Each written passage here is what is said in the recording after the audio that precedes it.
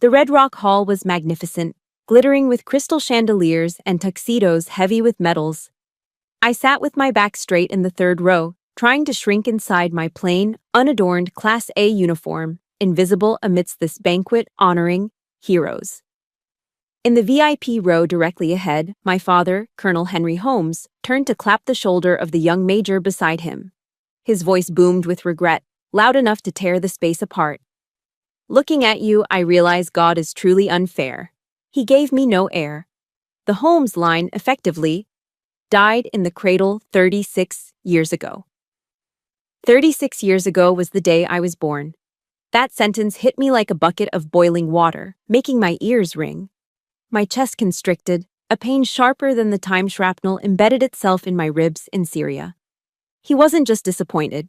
He had just publicly declared me a dead body to the family honor, while I sat less than 3 feet away. I gripped the classified file in my hand until my knuckles turned white. My father had no idea that the dead body he just mentioned was Captain Kira Holmes, codenamed Ghost Walker, the asset the entire Pentagon was desperate for. And he certainly didn't know that his own arrogant signature had almost killed me. Should I stand up and expose this hypocrite, or swallow the blood rising in my throat to protect the honor he valued more than his daughter's life? The ceremony ended, and the crowd migrated like a herd of well-dressed cattle into the VIP reception room. The air instantly grew heavy with the sweet, oaky scent of expensive bourbon and the thick blue smoke of Cuban cigars, the smell of power in Washington. I stood pressed against a cold marble pillar, clutching a glass of ice water. It was the only thing keeping me grounded, the only thing stopping me from screaming. My father, Colonel Holmes, was the center of the universe tonight. He held a tumbler of amber liquid, laughing that booming, command voice laugh that used to signal safety when I was a child.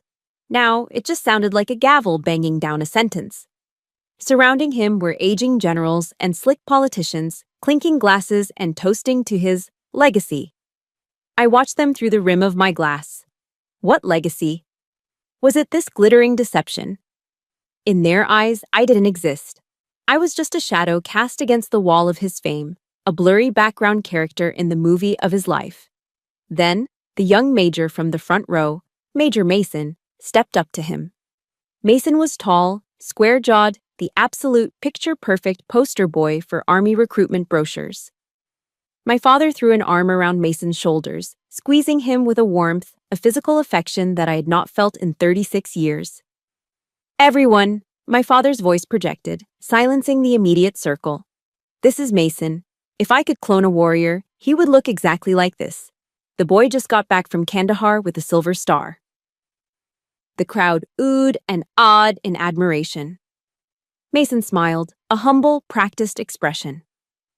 "Thank you, Colonel. I only made it because of your mentorship." I stood 3 steps away, feeling like I was watching a home movie of a happy family I was genetically ineligible to join. A silver star? I took a sip of water to wash down the bile. I was the one monitoring the drone feeds that night. I was the voice in the ear of Mason's forward observer. I was the one who flagged the ambush point so his team could flank the enemy and earn that medal. But I couldn't say a word. Ghostwalkers don't get medals. We get shadows. A woman in a silk evening gown, the wife of a prominent senator, drifted toward me. Her eyes scanned my uniform. It was a standard Army Class A, but unlike the peacocks around us, my chest was bare. No ribbons, no medals. To a civilian, a soldier without medals looks like a blank slate, or worse. She looked at my empty chest, then at the glass of water in my hand. "Excuse me, miss," she said. Her voice was polite, trite, and absolutely devastating. "Could you be a dear and fetch me some more cocktail napkins? The bar over there is out." She thought I was the help. She thought I was a waitress wearing a uniform theme. Blood rushed to my face, hot and stinging. My mouth opened. I wanted to say, "I am Captain Holmes, ma'am. I speak 5 languages and I can kill a man with a ballpoint pen." But before I could make a sound, my father turned. He had heard it. He heard every word. This was the moment a father steps in. Instead, he glanced at me. His eyes were hard, devoid of recognition. He looked at me the way one looks at a stain on a carpet. Then he turned his charming smile back to the senator's wife. "My apologies, madam," he said smoothly. "The staff here is a bit slow tonight. Let me call the manager for you." The air left my lungs. He would rather let me be humiliated, let me be reduced to a servant, than admit that the failure standing there was his own flesh and blood. I set my glass down on a passing tray, my hand trembling just enough to make the ice rattle. I turned on my heel and walked away, focusing on keeping my steps rhythmic. Left, right, left, right. Don't run. Soldiers don't run. I pushed into the ladies' room and locked the stall door. My breath came in short, jagged gasps. I gripped the cold porcelain of the sink, staring into the mirror. The reflection showed a 36-year-old woman, sharp features, dangerous eyes, but behind them was a child screaming for her dad to look at her. I thought of my mother. I thought of the worn leather Bible she left on my nightstand before she died. Psalm 27, verse 10. I whispered it to the mirror like a tactical command. "When my father and my mother forsake me, then the Lord will take me up." I repeated it, again and again, until the shaking in my hands stopped. I would not cry. Tears were what my father despised most. He called them liquid weakness. I turned on the faucet, splashing freezing cold water onto my face. The shock of the cold hit my skin, sharp and biting. It felt like the rain. As the water dripped from my chin, the luxury of the hotel bathroom faded. The cold took me back to a different time, a different house where the air was always frigid and love was something you had to earn, like a merit badge. I wiped my face. I wasn't his daughter anymore. I was a ghost. And he was about to learn that ghosts are the only things you can't kill. The shock of the freezing water in the hotel bathroom faded, replaced by a much older, deeper chill. It was the damp cold of a rainy night in Virginia, 24 years ago. When I was 12 years old, our house in the suburbs of Virginia did not look like the other houses on the block. There were no tricycles left in the driveway, no sound of baseball games on the radio, and certainly no smell of buttery popcorn on Friday nights. While the neighbors were having family game nights, the home's residence was operating on Zulu time. Our home was not a sanctuary, it was a forward operating base. Shoes were not just put away, they were aligned with a ruler, heels touching the wall. My bed had to be made so tight you could bounce a quarter off the sheets, a trick my father actually performed on Sunday mornings. He didn't come home from the base like a father returning to his family. He came home like a commanding officer conducting a surprise barracks inspection. Dinner was the most stressful part of the day. We ate at 1800 hours sharp. The meal was always consumed in a heavy, suffocating silence, broken only by the metallic scrape of silverware against fine china. I remember one night my hand slipped. My spoon clattered against the side of my bowl. The sound was like a gunshot in the quiet room. My father didn't yell. He just stopped chewing. He looked at me with those steel-gray eyes and said, "Lack of motor control is a sign of a weak mind, Kira. Focus." If I laughed too loud at a cartoon, it was a lack of emotional discipline. I grew up believing that love wasn't something you were born with. It was a medal. It was a commendation. It was something you had to fight for, bleed for, and earn. And just like a medal, it could be revoked at any moment. I wasn't a natural athlete. I couldn't throw a football 50 yards like the boys next door, which was a constant source of silent shame for the colonel. But I had a different weapon, my ears.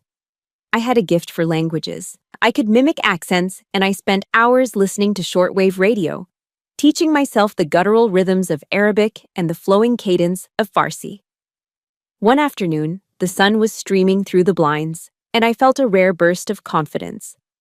I had just received my graded French essay back. A big red A+ was circled at the top.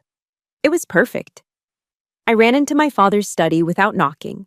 I just wanted to see the corners of his mouth turn up. Just a millimeter. That's all I needed. He was sitting at his mahogany desk, cleaning his Colt 1911. The smell of gun oil and solvent hung thick in the air, the perfume of my childhood. He didn't look up as he wiped the slide with a rag. "Look, Dad," I said, holding out the paper. "I got the highest grade in the class." He glanced at the paper, then at me. His expression didn't change. French, he scoffed. The language of those who surrender. He reached for his silver Zippo lighter. Clink, whoosh. The flame danced in the dim light. He took the corner of my essay, my perfect A+, and held it to the flame. I stood frozen, watching the fire curl the paper, turning my hard work into black ash that floated down onto his pristine carpet. Learn to shoot, Kira, he said, blowing out the lighter. Words don't stop bullets.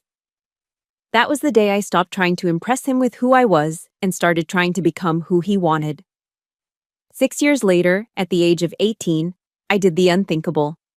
I applied to the United States Military Academy at West Point. Not because I loved the Army. I hated the uniform. I hated the rules. But West Point was his cathedral. It was the Holy Land. I thought, if I wear that gray uniform, he will have to see me. The day the acceptance letter arrived, I placed it ceremoniously on the dinner table, right next to his medium-rare steak. My heart was hammering against my ribs like a trapped bird. I watched him pick up the envelope. He read it. Once. Twice. I held my breath. This is it, I thought. This is the moment he smiles. He dropped the letter back onto the table. No smile, no congratulations. He picked up his steak knife and cut a precise square of meat. Did they lower the admission standards again? He asked, chewing slowly. Or do they just need more people to handle the clerical work? The comment cut deeper than any knife. He didn't believe I was capable. He believed I was a statistical error, a glitch in the admissions system. He thought I was destined to be a secretary in camouflage. That night, the sky opened up. It rained hard, a relentless Virginia downpour that turned the world gray. I packed my duffel bag. I didn't say goodbye to my mother. She was already asleep, or pretending to be. I walked to the front door. My father was in the living room, watching the war news on CNN. The blue light of the television flickered on his face. He knew I was leaving for the academy. He didn't turn his head. He didn't get up. He sat there, solid and immovable as a monument. I stood on the porch, the rain instantly soaking my clothes. I looked back through the window at him. Tears mixed with the rain on my face, salty and cold. I wanted to collapse. I wanted to run back in and beg him to love me. But then, something inside me snapped. The sadness evaporated, replaced by a burning, white-hot coal in my stomach. It was rage, pure, high-octane rage. If you have ever tried to move a mountain for someone who wouldn't even lift a finger for you, please hit that like button right now. And tell me in the comments, what was the moment you finally stopped trying to please them? Just right, I stopped, so I know I'm not alone in this. I wiped the water from my eyes and whispered to the storm, a vow that would drive me for the next 18 years. I will not come back to this house, I hissed. Not until I force you to stand at attention and salute me. Not because I am your daughter, but because I am better than you. I turned my back on the house, on the warmth I never felt, and walked into the darkness. That 18-year-old girl died in the rain that night. The ghost walker was born. Let's rewind the clock. 2 weeks before that humiliating night at the Red Rock Hall, I was in a place where medals didn't matter, and the only applause was the sound of incoming mortar fire. We were on the outskirts of Hamara, Syria. The temperature outside was pushing 104 degrees Fahrenheit, a dry, dusty heat that baked the earth into cracked pottery. But inside my Stryker-armored vehicle, it was even hotter. The air conditioning had died 3 days ago, leaving me in a metal box filled with the hum of supercomputer servers, the smell of ozone, and the stale reek of 3-day-old sweat. I am Ghost Walker. To the rest of the army, I don't officially exist. My job isn't to kick down doors. My job is to listen. I sat hunched over a bank of glowing monitors, my fingers flying across a custom keyboard. I was scanning every electronic signal within a 50-mile radius.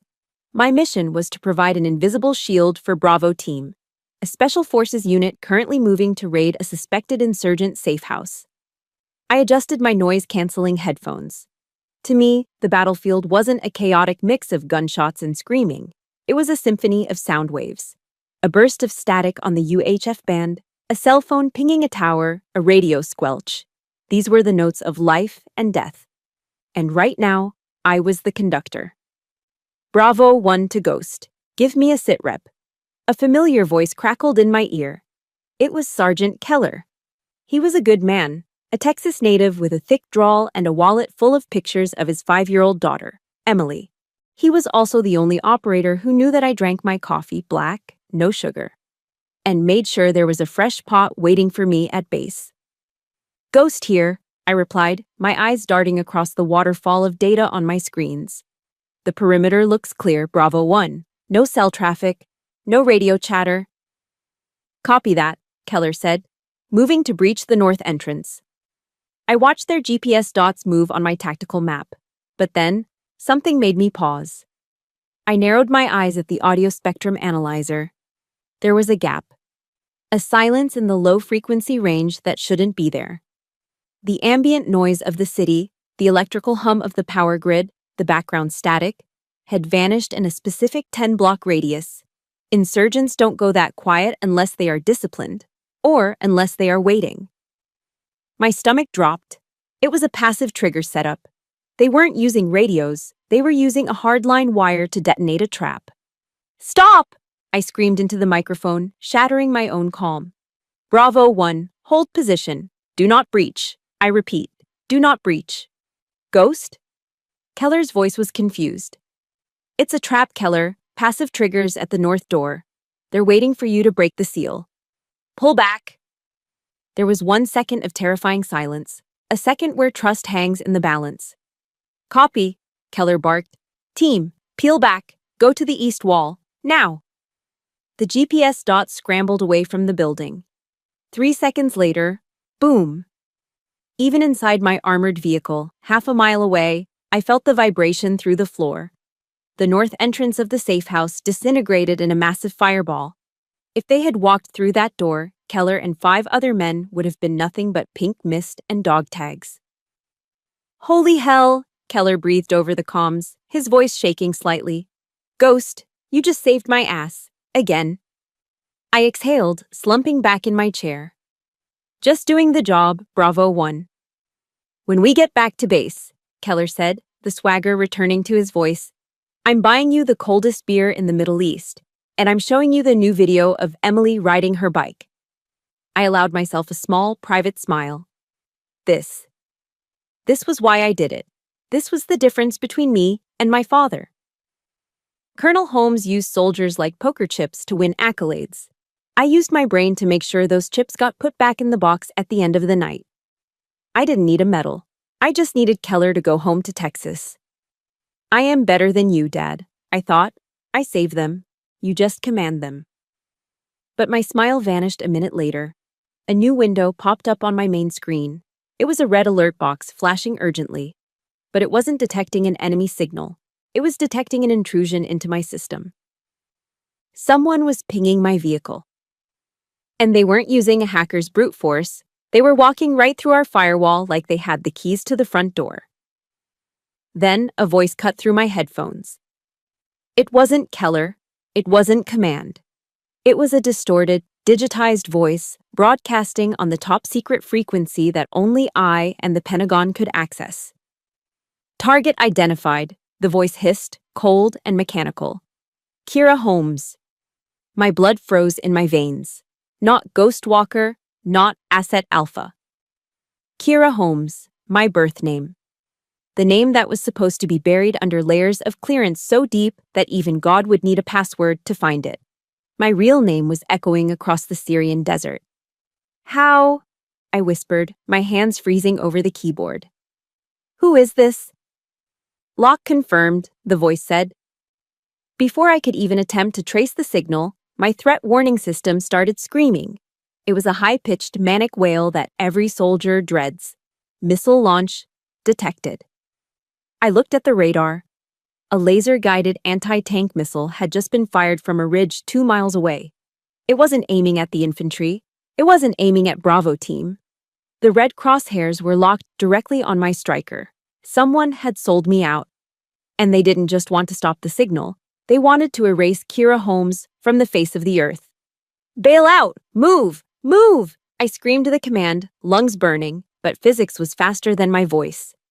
There was a screeching sound, like a train locking its brakes directly over our heads, followed instantly by a thunderclap that shattered the world. The missile impacted the ground less than 10 meters from our vehicle. The shockwave hit the striker like a giant's hammer. I was thrown sideways, my body ragdolling against the steel hull. My head cracked against a metal support strut. A flash of white light exploded behind my eyes, and then, warm liquid began to trickle down the left side of my face. It tasted metallic. Blood. But I couldn't feel the pain. Adrenaline had already hijacked my nervous system. I scrambled to my hands and knees, coughing through the thick, acrid dust that filled the cabin. "Sound off," I choked out. "Status!" Through the haze, I saw the rear ramp drop open. Sunlight and smoke poured in. And then I saw him. Sergeant Keller. He hadn't made it to cover. He had turned back. He had turned back to pull me out. He was lying on the dirt, thrashing. A piece of shrapnel the size of a dinner plate had torn through his flak vest and embedded itself in his neck. Bright, arterial blood was spraying out in rhythmic jets, painting the beige desert sand a horrifying crimson. "Keller!" I screamed, scrambling over the debris. I slid on the blood-slicked floor, my knees slamming into the ground beside him. I ripped off my gloves and jammed my hands directly into the wound, pressing down with everything I had. "Stay with me, Keller! Look at me!" I yelled, my face inches from his. His eyes were wide, panicked, darting around wildly. "Think about Emily. She's waiting for you in Texas. You are not dying in this dirt." He tried to speak, but only a gurgling sound came out. He gripped my wrist, his fingers digging into my skin with the desperate strength of a dying man. Then the roar of rotors drowned out his shallow breathing. The medevac birds were incoming. "Dust off is here. Hang on," I cried, tears mixing with the blood on my face. Soldiers swarmed around us. Hands grabbed my shoulders, pulling me backward. "Let me go!" I fought them, thrashing like a wild animal. "I have the pressure. If I let go, he bleeds out." "Step away, Captain," a voice barked. It wasn't a medic. It was hard, aggressive. I was ripped away from Keller with violent force. Two men slammed me against the side of the striker. I looked up, dazed, expecting to see insurgents. Instead, I saw the black armbands of the military police. "What are you doing?" I gasped. "My man is dying." I looked past the MPs. The rest of Bravo team was standing in a defensive perimeter, but their weapons weren't pointed at the horizon. They were pointed at the ground, and their eyes were fixed on me. There was no concern in their faces, only cold, hard hatred. "Why was your name on their channel, Holmes?" One of the corporals shouted, his voice cracking with rage. He gestured to where the medics were loading Keller's limp body onto a stretcher. "You sold us out, didn't you? How much did they pay you?" I stood there, stunned, my hands still dripping with Keller's blood. The accusation hit me harder than the concussion grenade. "No," I stammered, my voice sounding small and weak in the open desert. "I didn't. It was a hack." "Save it for the court-martial," the MP growled. He spun me around and kicked my legs apart. I didn't get to ride in the medical helicopter with Keller. I watched the Red Cross-marked Black Hawk lift off, carrying the only friend I had, carrying him away to surgery that might be too late. Instead, I was shoved into the back of a transport helo. The MP didn't use standard metal handcuffs. He used heavy-duty plastic zip ties. He cinched them behind my back so tight I felt the plastic bite into my wrists, cutting off the circulation. Nobody offered me a bandage for the gash on my head. I sat on the cold metal bench, vibrating with the engine, watching the Syrian landscape recede below. I was a captain in the United States Army. I was the daughter of Colonel Henry Holmes. I was a graduate of West Point. But in that moment, I was treated worse than a stray dog. As the adrenaline faded, the throbbing in my skull began. But the fear in my chest was worse. I closed my eyes and saw my father's face. Would he believe me? Or would he see this as the final confirmation of his life's thesis, that I was never meant for this world? I could hear his voice in the rotor blades. "I told you so. I told you you were weak." We landed at Incirlik Air Base in Turkey. I was marched straight past the infirmary and into the detention block of the Criminal Investigation Division, the CID. They threw me into a holding cell. It was a small box with 4 gray walls, a stainless steel table bolted to the floor, and a fluorescent light that buzzed like an angry hornet. A tall, balding investigator walked in. He didn't introduce himself. He just walked up to me and ripped the Velcro rank patch off my chest. Then, he reached for my neck and yanked off my dog tags. I felt naked, stripped of my name, my rank, and my identity. He tossed a thick file onto the metal table with a loud thud. "Captain Kira Holmes," he said, his voice devoid of any warmth. "You are facing charges of treason, espionage, and aiding the enemy.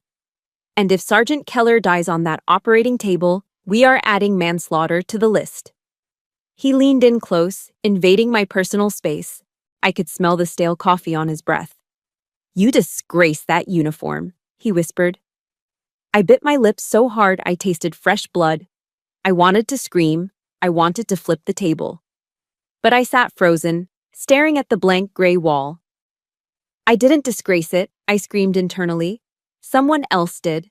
Someone in the shadows put my name on that list." And as the investigator walked out, locking the heavy steel door behind him, a cold resolve settled over me. I wasn't going to cry. I was going to find out who did this. And I was going to make them pay, even if I had to burn the whole system down to do it. 48 hours. That was how long I'd been sitting in that gray box, awake, with nothing but the hum of the fluorescent lights to keep me company. My head was pounding with a rhythmic, sickening throb where I had hit the striker's hull, and the dried blood was starting to itch under my hairline. The heavy steel door buzzed and swung open. The CID officer didn't step inside. He just reached in and slid an old, beige landline phone across the metal table. "You get one call," he said, checking his watch. 5 minutes, and don't bother calling a lawyer. A court-martial doesn't work like civilian court. Unless you have a 4-star general in your pocket, a lawyer can't stop what's coming. He stepped back and crossed his arms, watching me. My hands were shaking so bad I could barely pick up the receiver. My fingers hovered over the keypad.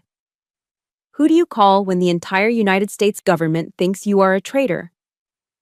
I didn't call a lawyer. I didn't call a friend. In the moment of my greatest desperation, the 36-year-old captain vanished, replaced by a terrified little girl. Muscle memory took over. I dialed the number for the house in Virginia. The number I had memorized before I could even tie my shoes. Ring, ring. The sound was a lifeline. I held my breath, praying. Please pick up. Please be the dad I need, just for once. Holmes' residence, a voice answered. It was him, deep, authoritative, steady. The voice of safety. Dad! My voice cracked, fracturing into a sob I couldn't hold back. Dad, it's me. It's Kira. Kira? His tone wasn't warm. It was guarded.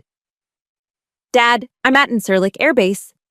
I rushed to get the words out, tears streaming down my face, stinging the cut on my cheek. They arrested me. CID has me in a holding cell. They're saying I'm a spy. They're saying I leaked intel. I gasped for air, gripping the phone cord like it was the only thing keeping me from falling off the earth. But I didn't do it. You have to help me. Someone hacked the system. Someone used a backdoor to plant my name. You know people. You have pull. Please, Dad. I stopped, waiting. I waited for the question any father would ask. Are you okay? Are you hurt? 1 second, 2 seconds. The silence on the line was heavy, filled with static. 3 seconds, 4 seconds, 5 seconds. Those 5 seconds lasted longer than the entire mortar attack in Syria. Then, he spoke. His voice was no longer the voice of safety. It was the sound of metal grinding on metal.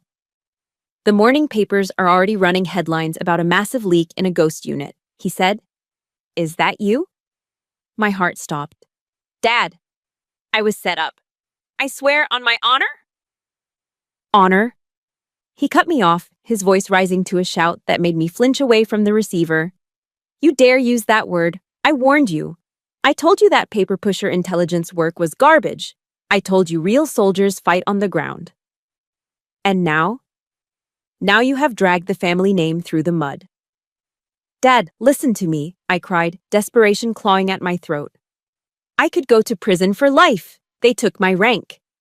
Then go to prison like a man, he roared. The words hit me harder than a physical blow. Like a man.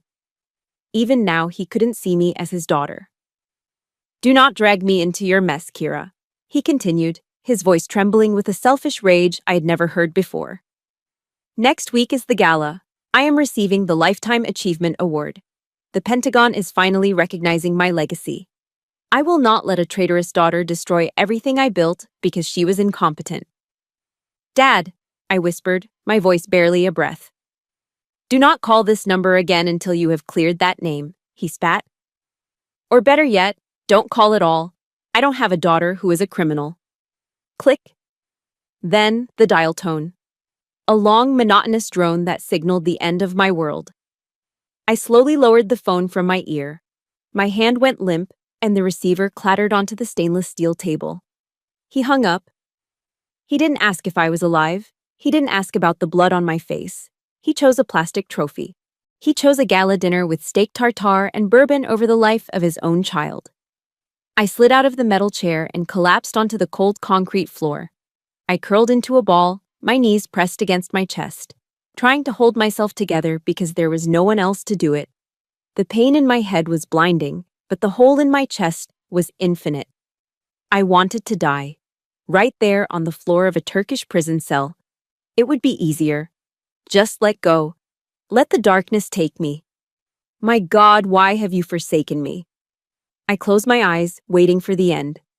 But in the darkness, I saw a face. Sergeant Keller. I saw him lying in the dirt, blood spurting from his neck, his eyes wide with fear for his daughter. He had run back into the fire for me. He was fighting for his life right now in a hospital bed because of a lie with my name on it. If I gave up now, if I let my father's rejection kill me, then Keller gets no justice.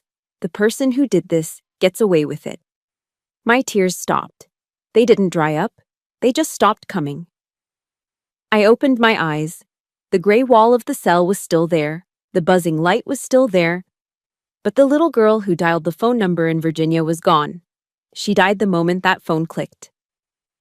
I wiped the blood and tears from my face with the back of my hand. I sat up. The room felt different. The air felt sharper.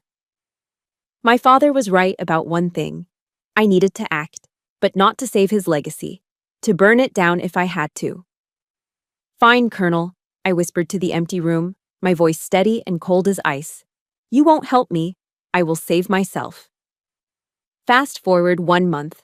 I was out on bail, released pending a court-martial that was all but guaranteed to end my life as I knew it. But the Army, in its infinite bureaucratic wisdom, did not discharge me immediately. Instead, they suspended my security clearance and reassigned me to what they called administrative duties. They sent me to the Pentagon. Not the shiny upper rings with the polished oak doors and the generals walking with purpose. They sent me to the B3 basement level. We called it the Data Graveyard. My new mission was data entry. I was tasked with digitizing logistics reports from the 1990s into the new archives.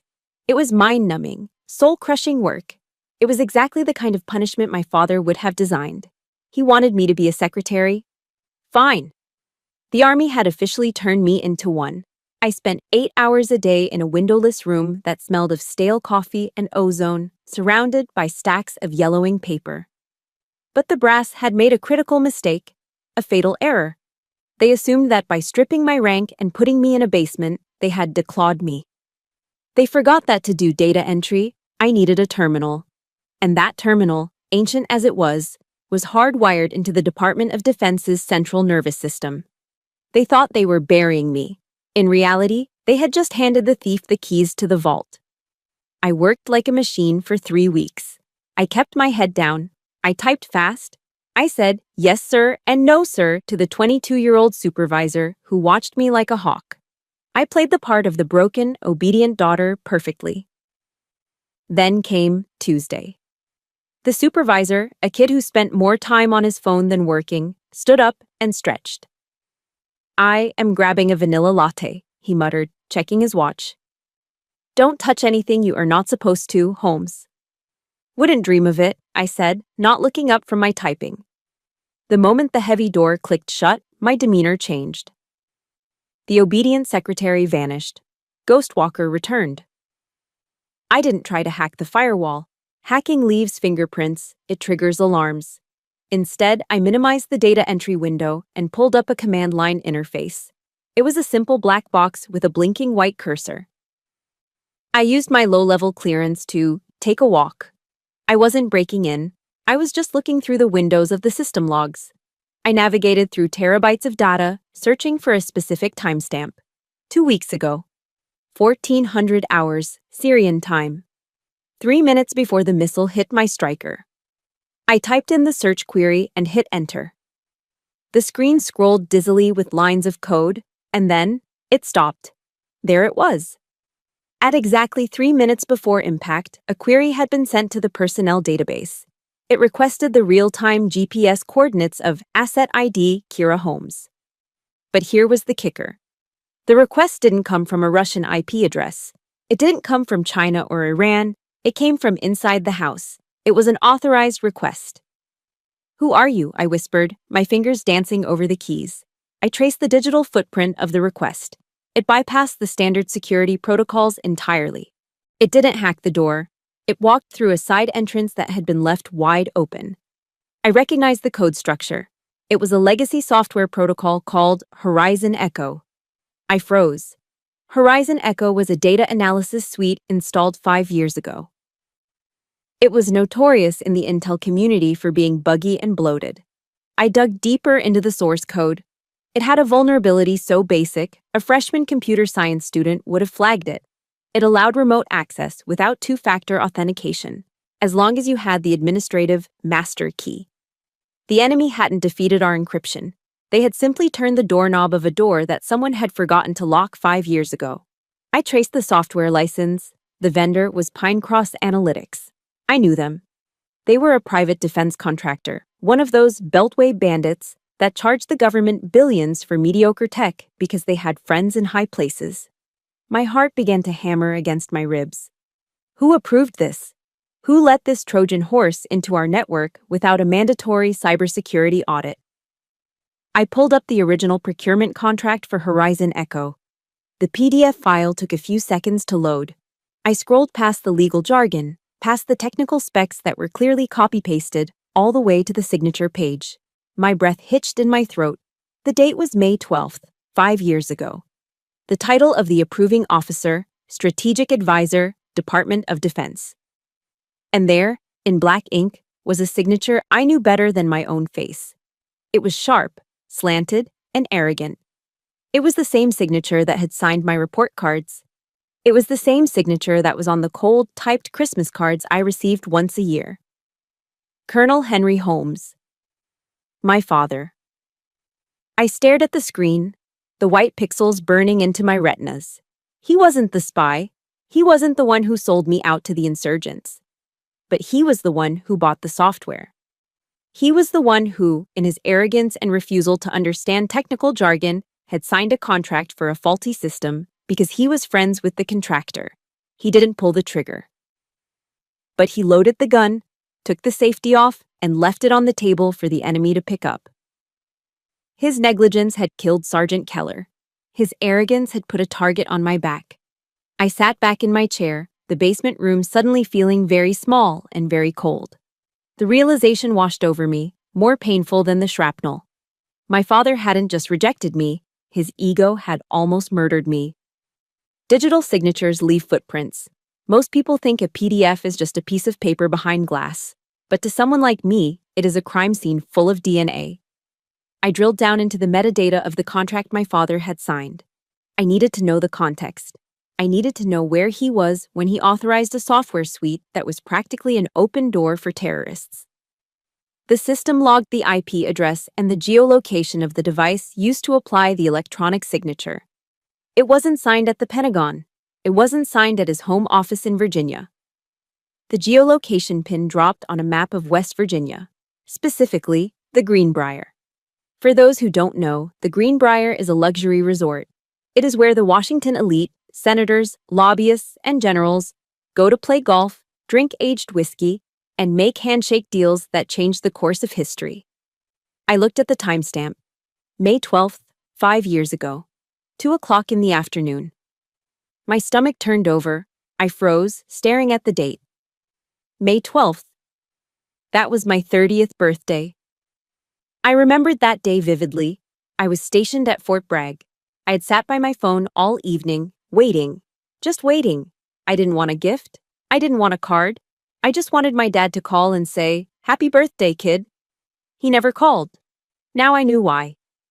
At the exact moment I was blowing out a candle on a lonely cupcake in North Carolina, my father was sitting on a clubhouse terrace, probably nursing a glass of scotch, laughing with the CEO of Pine Cross Analytics. He was too busy being a big man to remember his daughter existed. And in that moment of distraction, amidst the clinking of glasses and the smell of expensive tobacco, he had casually signed a contract worth $50 million without reading the safety annex. He traded $50 million of taxpayer money for a slap on the back and a good time. And 6 years later, that signature traded Sergeant Keller's blood and my honor for a glitch he couldn't be bothered to understand. I dug further. I found an archived email attached to the contract approval. It was sent from my father's BlackBerry. God, he loved that outdated thing, to Bob, the CEO of Pine Cross. The message was short. It was the smoking gun. Approved. Just get it installed, Bob. And don't bother me with that tech mumbo-jumbo in the appendix. I trust you. Tech mumbo-jumbo. He called the encryption protocols that keep soldiers alive mumbo-jumbo. Rage, hot and violent, erupted in my chest. It was different from the sadness I felt in the prison cell. This was pure fury. He always mocked me. He called me a desk jockey. He called my work paper pushing. He claimed that real warriors held rifles, not keyboards. But here was the truth, staring me in the face. The real warrior was too lazy to do his job.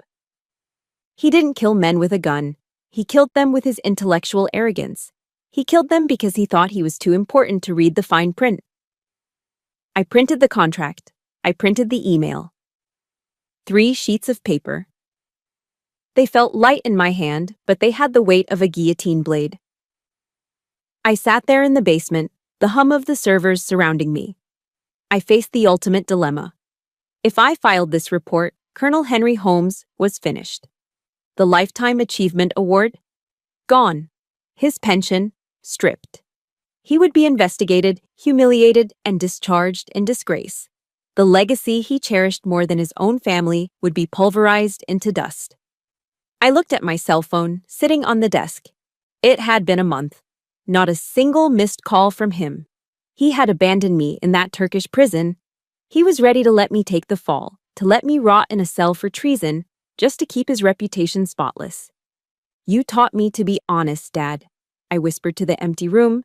You drilled the honor code into me until I could recite it in my sleep. A cadet will not lie, cheat, steal, or tolerate those who do. Well, Colonel, I am not going to tolerate you anymore. I know this is heavy, but I need to ask you guys something. Have you ever had to choose between protecting a family member and doing what you knew was morally right? It's the hardest choice in the world. If you're with me, please smash that like button right now. And drop a comment below saying, "Truth first," if you believe the truth matters more than blood.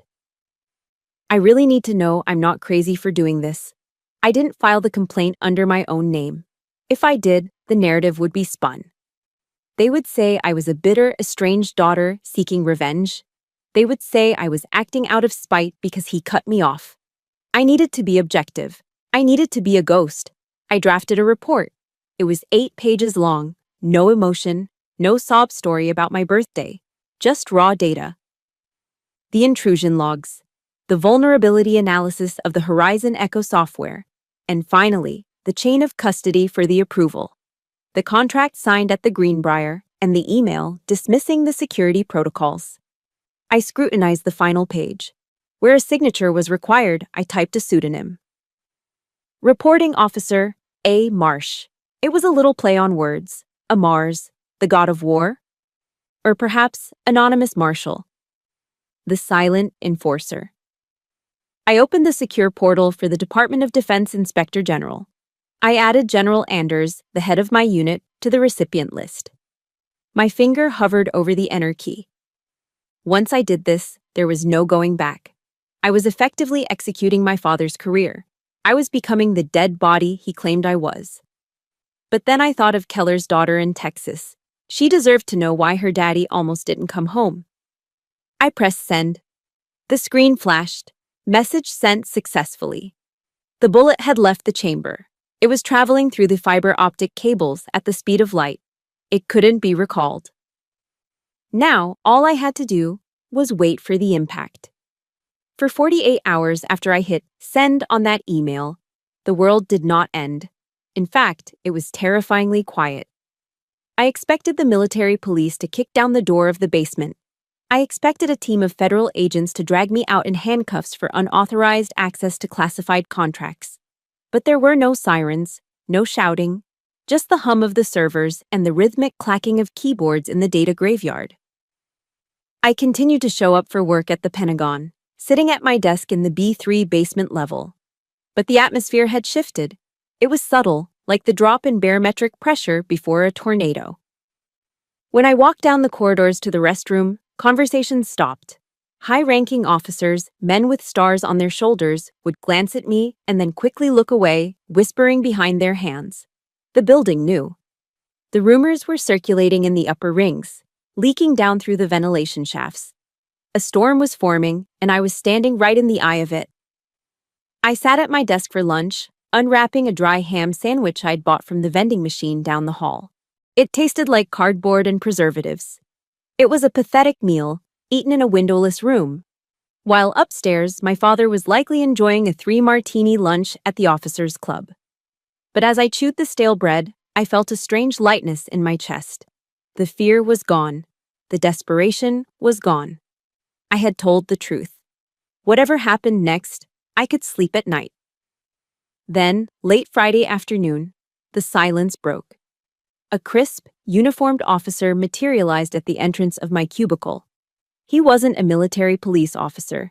He was a captain, wearing the aiguillette of a general's aide-de-camp.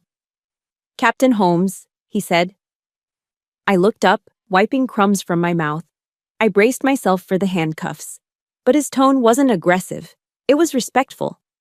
There was even a hint of fear in his eyes, like he was standing next to a live grenade. "General Anders requests your presence at the Red Rock Hall tonight," he said. 1900 hours. My heart skipped a beat. "For what purpose, Captain?" "To conclude the investigation, ma'am." I stared at him. Red Rock Hall. Tonight was the gala. Tonight was the night my father was receiving his Lifetime Achievement Award. Why would General Anders want me there? Did they plan to arrest me publicly? Did they want to drag me on stage and force me to apologize to my father in front of the entire Washington elite to save his reputation? "I'll be there," I said, my voice steady. I went back to my apartment. It was a small, cramped studio in Arlington that I could barely afford. Since the investigation began, the government had frozen my bank accounts. My credit cards were dead plastic. I had $12 in my wallet and half a jar of peanut butter in the cupboard. I couldn't afford to take my dress uniform to the dry cleaners. I pulled my old Class A uniform out of the closet. It smelled faintly of mothballs. I set up the ironing board in the middle of the living room and plugged in my cheap plastic iron. Hiss. Swish. Hiss. The steam rose up, filling the small room with the smell of warm wool. The rhythmic motion took me back to my dorm room at West Point. I remembered standing there at 18, ironing my plebe uniform until the creases were sharp enough to cut skin. Duty, honor, country. Those 3 words were embroidered on the flag of my alma mater. My father loved to quote them in his speeches, but tonight I was going to live them. I put on the jacket. It fit perfectly, hugging my frame like a second skin. I looked at my reflection in the hallway mirror. My chest was bare. I didn't put on my ribbons. I didn't put on my unit citations. I didn't want any decorations. I wanted to walk into that hall naked, stripped of everything except my name and my rank. Just a soldier. I checked the time, 6:55 in the evening. I took a cab to the Red Rock Hall, using the last of my cash to pay the driver. I stood on the sidewalk, looking up at the imposing stone building. Through the heavy oak doors, I could hear the muffled sounds of a string quartet playing Mozart. I could hear the low rumble of polite laughter and the clinking of crystal glasses. It was my father's world, a world of handshakes, backroom deals, and fake smiles. A world where a signature on a golf course meant more than a soldier's life in the desert. I took a deep breath, filling my lungs with the cool evening air. The last time I was here, in the opening of this story, I was a victim. I was a daughter cowering in her chair, paralyzed by her father's words. Not tonight. I squared my shoulders. I adjusted my cover. I wasn't walking in there to beg for forgiveness. I was walking in there to deliver a verdict. I reached out and pushed the heavy doors open. The light from the chandeliers spilled out, blindingly bright. The game is over, Colonel. I walked down the central aisle of the Red Rock Hall. The heavy oak doors swung shut behind me with a finality that echoed through the cavernous room, sealing me inside. I moved to the third row, the exact same spot where I had sat at the beginning of this nightmare, invisible and small. But the woman sitting there now was not the invisible daughter. On the stage, the ceremony was in full swing. My father was standing at the podium, basking in the golden glow of the spotlights. He looked magnificent in his dress blues, his chest heavy with rows of colorful ribbons and medals that caught the light. He was smiling, a practiced, charismatic smile, waiting for General Anders to pin the Lifetime Achievement Award on his lapel. Then his eyes flicked down. He saw me. The smile vanished instantly. His jaw tightened, and a flash of irritation sparked in his eyes. He made a subtle, sharp motion with his head. A silent command. Get out. He thought I was there to cause a scene. He thought I was the disgraced criminal daughter coming to ruin his big night with my scandal. He turned back to General Anders, expecting the ceremony to continue, expecting the help to remove me. General Anders stepped up to the microphone. The room went quiet. The air conditioning hummed, a low drone beneath the silence. Ladies and gentlemen, Anders said, his voice grave and amplified by the speakers. We are here tonight to honor a legacy. But a legacy is not built on toasts or medals. It is protected by truth. The atmosphere in the room shifted. My father frowned, a flicker of confusion crossing his face. This wasn't the script. 2 weeks ago, Anders continued, his voice hardening, we almost lost an entire special forces team and a critical intelligence network in Syria, not because of enemy action, but because of a systemic failure here at home. Negligence. A murmur rippled through the crowd of senators and officers. My father stiffened, his posture rigid. He still didn't understand. But fortunately, Anders looked directly at my father, holding his gaze for a long, uncomfortable second before shifting his eyes to the third row. We have an officer brave enough to find that flaw, even when it meant standing alone against the entire system. A soldier who operates in the shadows, who asks for no credit. He paused for effect. I would like to invite Captain Kira Holmes, codename Ghostwalker, to the stage. The silence that followed was absolute. Then, a collective gasp swept through the room. I stood up. My legs felt heavy but steady. I smoothed the front of my unadorned Class A uniform.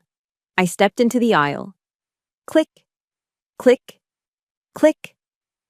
The sound of my heels on the polished hardwood floor echoed like gunshots in the quiet hall. Time seemed to warp, slowing down into a cinematic crawl. Every face was turned toward me. Generals, senators, the Washington elite. They looked at my bare chest, my lack of ribbons, and then at my face. They saw the determination carved there. But I only saw one face. My father. As I climbed the stairs to the stage, I watched the color drain from his face. He looked at me with a mixture of horror and bewilderment. He didn't understand. Why was I the hero? Why was the dead body walking toward him? I stood next to him. I was close enough to smell his cologne, the same scent that had lingered in the hallway the night I left for West Point in the rain. General Anders handed me a thick folder. On the large projection screen behind us, a slide appeared. It displayed a single name in bold black letters, Horizon Echo. "Captain," Anders said, handing me the microphone. "This is the software vulnerability you identified, the one that allowed the enemy to track our troops." I took the microphone. My hand didn't shake, not even a tremor. I looked at my father. He was staring at the screen. His eyes were wide, fixed on the words, Horizon Echo. I saw the moment the memory hit him. I saw the realization crash into him like a physical blow. The golf course at the Greenbrier. The whiskey. The casual signature on my 30th birthday. The email dismissing the security protocols as mumbo-jumbo. He knew. He looked at me, and for the first time in 36 years, the arrogance was gone. The great colonel had evaporated. In his place was a terrified old man. He realized that he was the threat. He was the negligence. He had almost killed his own daughter and her team. I held the microphone. I held his destruction in my hand. I could say it. I could say, "My father signed this contract because he was too lazy to read it."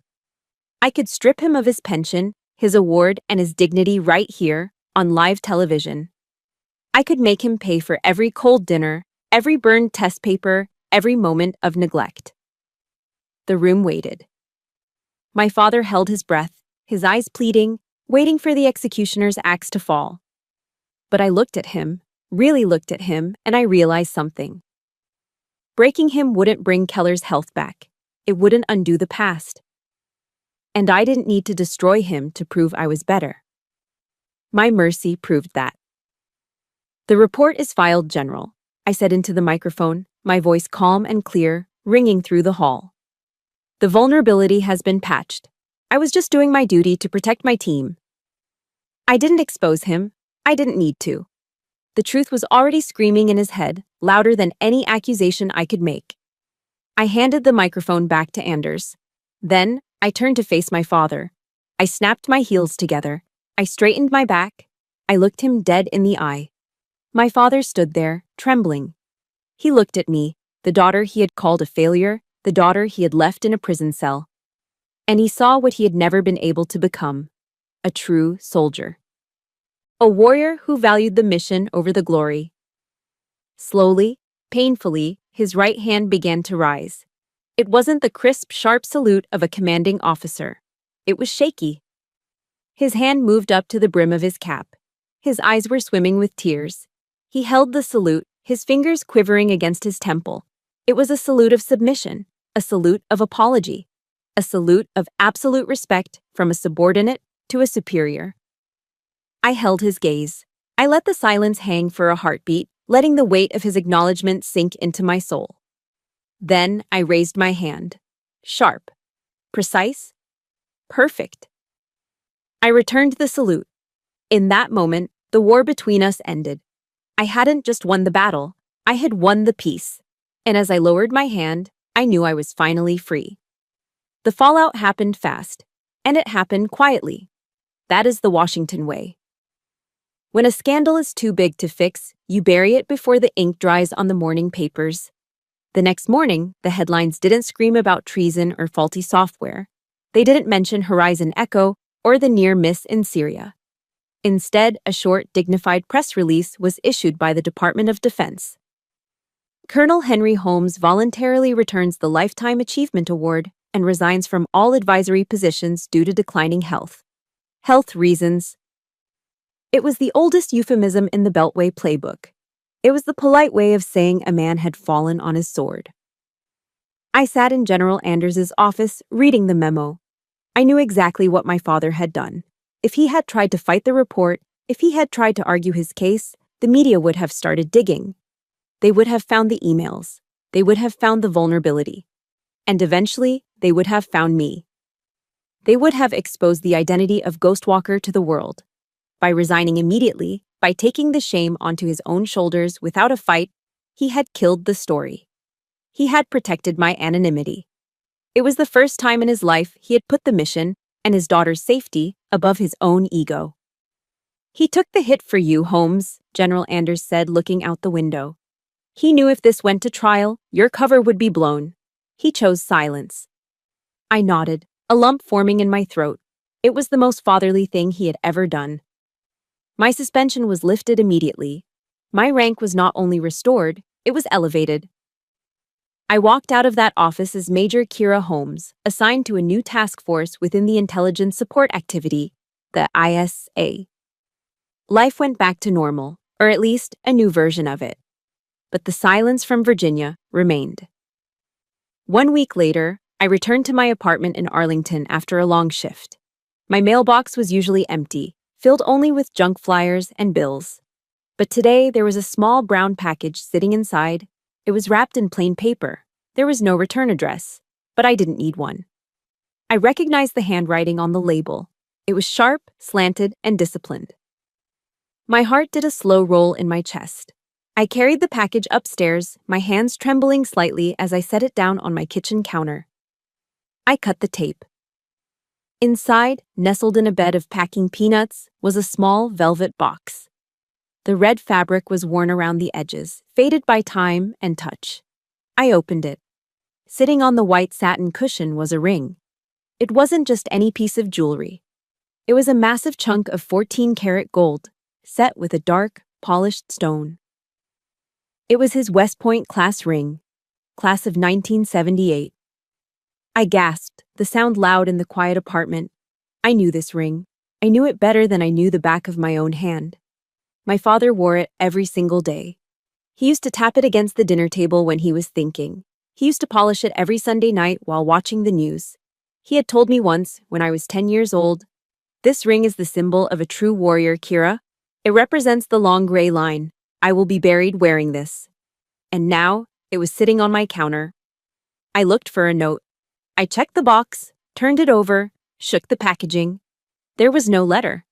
There was no card saying, "I'm sorry," or "I love you," or "I was wrong." Men of Henry Holmes's generation didn't write apology letters. They didn't talk about their feelings. They dealt in symbols. Sending me this ring was louder than any scream. He was abdicating. He was surrendering his sword. By giving me the one object that defined his identity as a soldier, he was admitting the truth he couldn't speak. You are the better soldier. You are the one who deserves to carry the legacy. I picked it up. It was heavy, dense with the weight of history and expectation. I tried to put it on my ring finger, but it was far too large. It slid right off. It was a man's ring, made for a hand that had gripped rifles and signed treaties. So, I slid it onto my right thumb. It fit there, loose but secure. The gold was cold against my skin at first, but as I held it there, feeling the weight of it, the metal began to warm up. A strange sensation washed over me. For 36 years, I had carried a burning ball of anger in my gut. I had carried the resentment of a neglected child, the fury of an overlooked daughter. I thought I needed him to say the words. I thought I needed him to beg for forgiveness.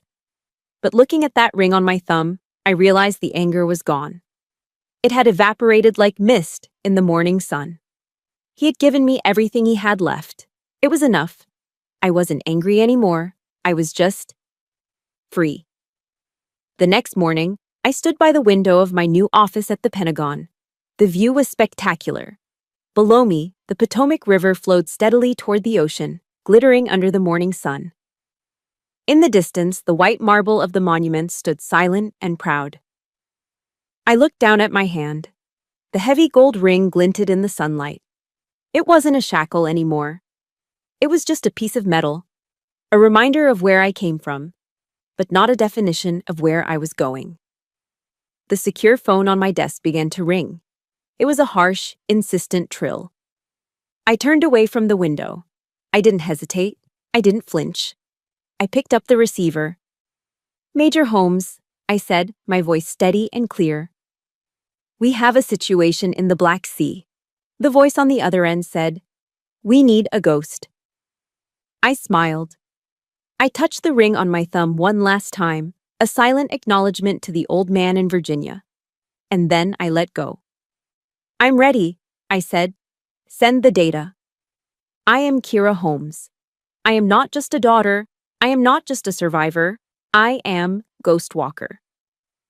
And for the first time in my life, I know exactly who I am fighting for. Through this story, I realized a profound truth that I think we all need to hear. You do not need an apology to heal. We often spend our entire lives waiting for the people who hurt us to finally say, "I'm sorry," believing that their validation is the key to our peace. But this story proves that true freedom doesn't come from changing their minds. It comes from freeing your own heart. If you are still waiting for closure from someone who is incapable of giving it, please stop. Your resilience is your closure. Your integrity is your validation. You are enough right now, just as you are. I poured a lot of emotion into telling this story because I know how heavy the burden of family expectations can be. If this ending brought you a sense of relief or peace, please hit that like button right now. It's a small action that helps me continue creating stories like this for you. I also want to ask you a personal question. Have you ever had to forgive someone who never admitted they were wrong just to find your own peace? Please simply comment, "I chose peace" below if you have. I read every single comment and I want to support you. Don't forget to subscribe so we can start the next journey together. Thank you for listening.